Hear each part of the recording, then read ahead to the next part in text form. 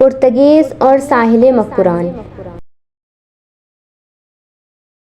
پرتگیزوں کی پہلی مرتبہ ہندوستان آمد اور بحری راستوں پر قبضہ، عرب ساحلوں سمیت سندھ اور ساحل مکران پر قبضے کے منصوبے۔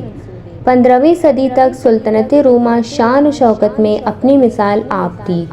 تمام عیسائی دنیا اس پر فخر کیا کرتے تھے۔ 1453 میں عثمانی ترکوں نے سلطنت روما کو زیر کیا۔ سلطنت روما پر ترکوں کے قبضے کے بعد اس خطے میں نئی سیاسی ہلچل شروع ہوئی۔ بلوچ جو اس خطے سے ہزاروں میل دور تھے، ان کے وہم و گمان میں بھی نہ تھا کہ دنیا میں کوئی ایسی سیاسی ہلچل شروع ہوئی ہے جو ہندوستان کے جنوبی علاقوں سے لے کر ساحل مکران کو متاثر کر سکتی ہے۔ ترکوں کے قبضے کے بعد دنیا کے اہم تجارتی راستے مسلمانوں کے قبضے میں آ گئے۔ یورپی ممالک کو اتنا معلوم تھا کہ سمندری راستے اس قلعہ کو پر کر سکتے ہیں، لیکن انہوں نے سمندری راستوں کی تلاش میں منصوبہ بندی شروع کی۔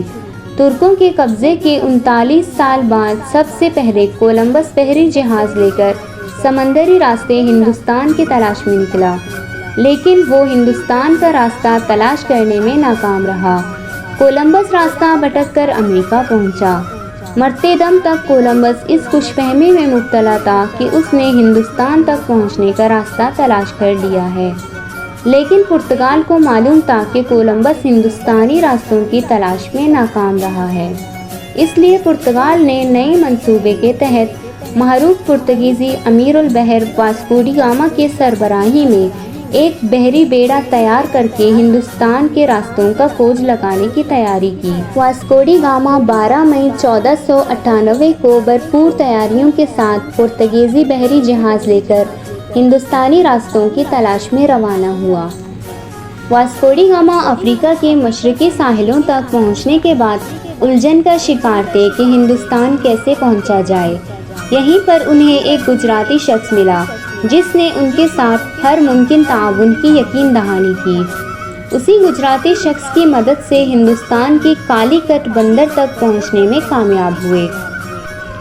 پرتگال سے ہندوستان پہنچنے میں انہیں 316 دن لگے۔ ظفر سید BBC Urdu.com کے ایک مضمون میں لکھتا ہے کہ کالی کٹ کے سمندری راجا کہلائے جانے والے نے اپنے محل میں واسکو کا پراتفاق استقبال کیا، لیکن یہ خوشگواری اس وقت تلخی میں بدل گئی جب اس زمانے کے دستور کے مطابق واسکو نے راجا کو جو تحائف پیش کیے وہ معمولی نکلے۔ اس کا نتیجہ یہ نکلا کہ مقامی حکام واسکو ڈی گاما کو کسی امیر کبیر ملک کا شاہی سفیر کے بجائے بحری فضاق سمجھنے لگے۔ ہوا بھی ایسا۔ واسکو ڈی گاما نے 3 ماہ تک وہاں قیام کیا۔ انہوں نے مسالہ جات سے اپنے تمام بحری جہاز بھر دیے اور جاتے جاتے انہوں نے کالی کٹ کی راجا کے محل پر بمباری کی۔ واسکو ڈی گاما مختصر قیام کے بعد دوبارہ پرتگال کی طرف روانہ ہوا۔ ان کا بحری بیڑا 10 جولائی 1499 کو پرتگیزی بندرگاہ لسبن پہنچا۔ اس مہم میں واسکو ڈی گاما کے 116 ساتھی نئے راستوں کی مہم میں زندگی کی بازی ہار چکے تھے۔ بحری بیڑا کی پرتگال پہنچنے کے بعد پرتگال کے بادشاہ نے یورپ بھر کے سربراہان کو یہ نوید سنائی کہ انہوں نے مسلمانوں کو مات دینے کے راستے تلاش کر لیے ہیں۔ واسکو ڈی گاما نے بحر عرب، بحر بلوچ و بحر ہند سے متعلق جو معلومات وہاں پہنچائیں، ان معلومات کی بنیاد پر پرتگالی منصوبہ ساز بہترین تیاریاں کرنے میں مصروف ہوئے۔ یہ تیاریاں صرف تجارتی تیاریاں نہ تھیں، بلکہ ہندوستان و عرب ساحلوں سمیت بلوچستان کے ساحلوں پر قبضہ کر کے ان ساحلوں کو پرتگال کے ماتحت رکھنے کی خطرناک ارادے شامل تھے۔